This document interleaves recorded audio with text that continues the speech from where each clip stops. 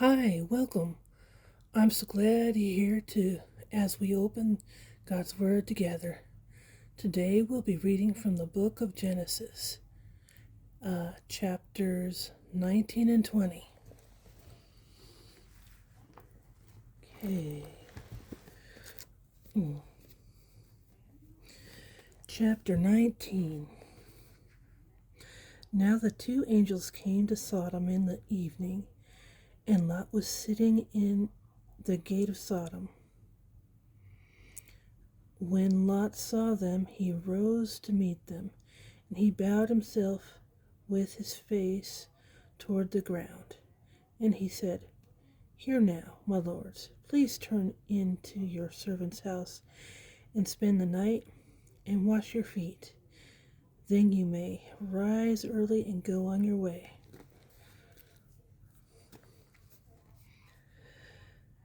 And they said, "No, but we will spend the night in the open square."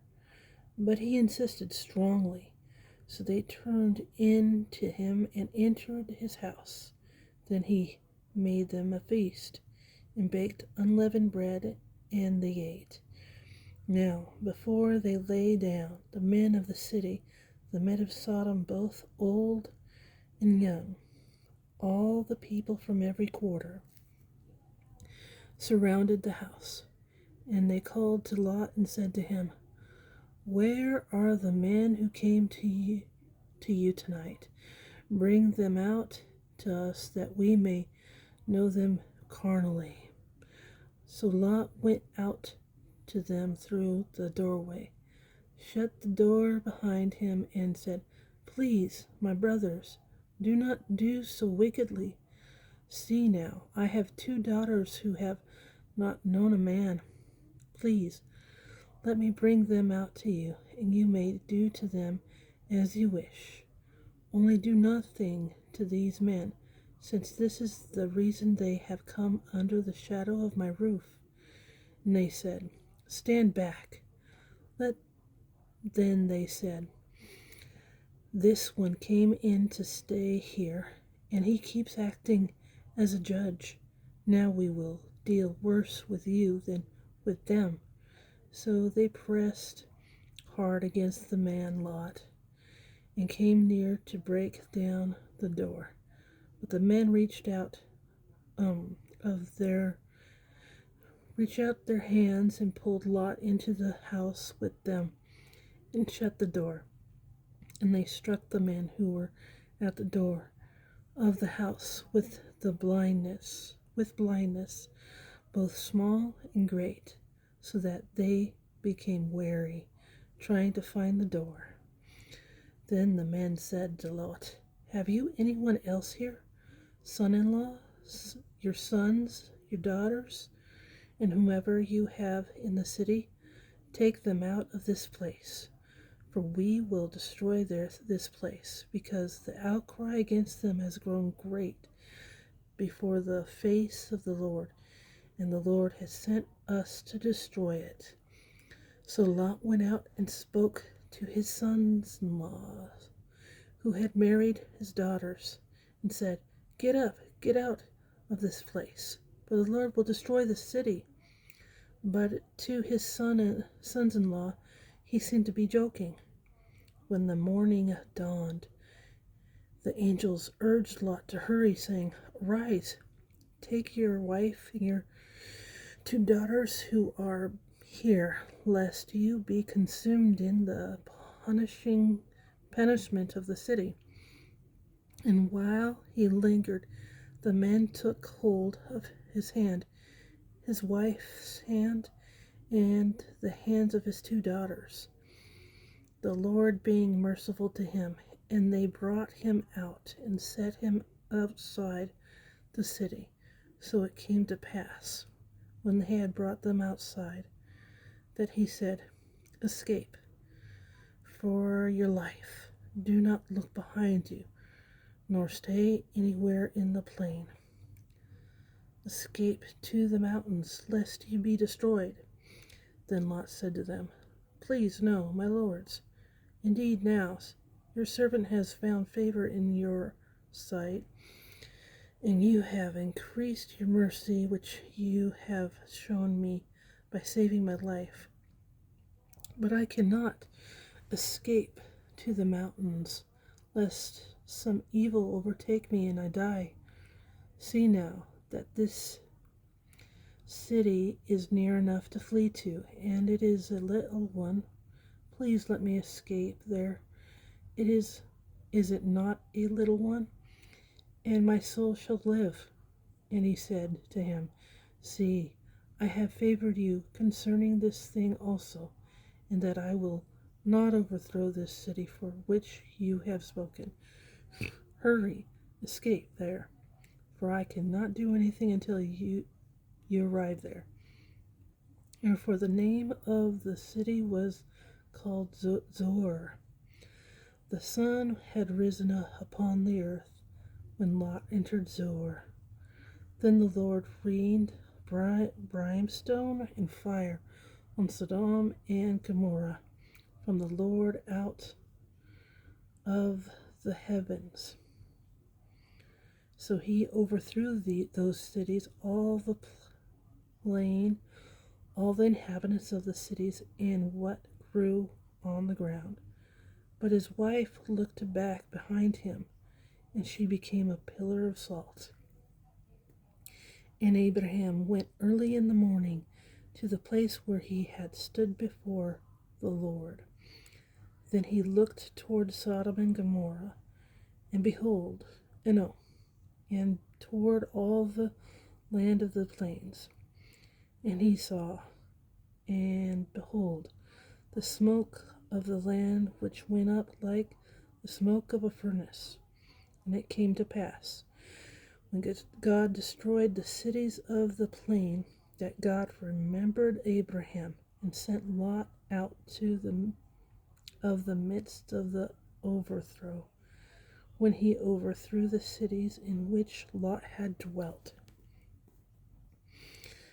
Then Lot went up out of Zoar and dwelt in the mountains, and his 2 daughters were with him, for he was afraid to dwell in Zoar.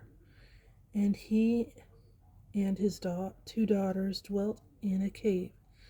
Now the firstborn said to the younger, Our father is old, and there is no man on the earth to come in to us, as is the custom of all the earth.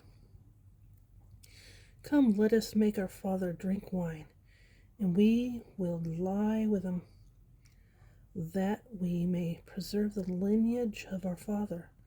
So they made their father drink wine that night. And the firstborn went in and lay with her father, and he did not know when she lay down or when she arose. It happened on the next day that the firstborn said to the younger, Indeed, I lay with my father last night. Let us make him drink wine tonight also, and you go in and lie with him, that we may preserve the lineage of our father. Then they made their father drink wine that night also. And the younger arose and lay with him, and he did not know when she lay down or when she arose. Thus both the daughters of Lot were with child by their father. The firstborn bore a son and called his name Moab. He is the father of the Moabites to this day. And the younger, she also bore a son and called his name Ben-Ammi. He is the father of the people of Ammon to this day. Chapter 20.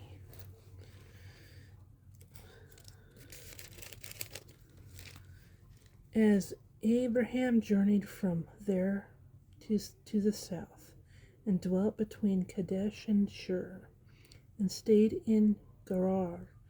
Now Abraham was said of Sarah his wife, She is my sister. And Abimelek king of Gerar sent and took Sarah. But God came to Abimelech in a dream by night and said to him, "Indeed, you are a dead man because of the woman whom you have taken, for she is a man's wife." But Abimelech had not come near her, and he said, "Lord, will you slay a righteous nation also? Did he not say to me, 'She is my sister'?" And even she herself said, "He is my brother. In the integrity of my heart and innocence of my hands I have done this." And God said to him in a dream, "Yes, I know that you did this in the integrity of your heart, for I also withheld you from sinning against me. Therefore I did not let you touch her. Now therefore restore the man's wife, for he is a prophet, and he will pray for you, and you shall live. But if you do not restore her, know that you shall surely die, you and all who are yours." So Abimelech rose early in the morning, called all his servants, and told all these things in their hearing. And the men were very much afraid. And Abimelech called Abraham and said to him, "What have you done to us? How have I offended you, that you have brought on me and on my kingdom a great sin? You have done deeds to me that ought not to be done." Then Abimelech said to Abraham, "What did you have in view, that you have done this thing?" And Abraham said, "Because I thought, surely the fear of God is not in this place, and they will kill me on account of my wife. But indeed she is truly my sister. She is the daughter of my father, but not the daughter of my mother. And she became my wife. And it came to pass, when God caused me to wander from my father's house, that I said to her, This is your kindness to me. This is your kindness that you should do for me. In every place wherever we go, say of me, he is my brother." Then Abimelech took sheep, oxen, and male and female servants, and gave them to Abraham. And he restored Sarah, his wife, to him. And Abimelech said, "See, my land is before you. Dwell where it pleases you." Then to Sarah he said, "Behold, I have given your brother 1,000 pieces of silver. Indeed, this vindicates you before all who are with you and before everybody." Thus she was rebuked. So Abraham prayed to God, and God healed Abimelech, his wife, and his female servants. Then they bore children, for the Lord had closed up all the wombs of the house of Abimelech because of Sarah, Abraham's wife.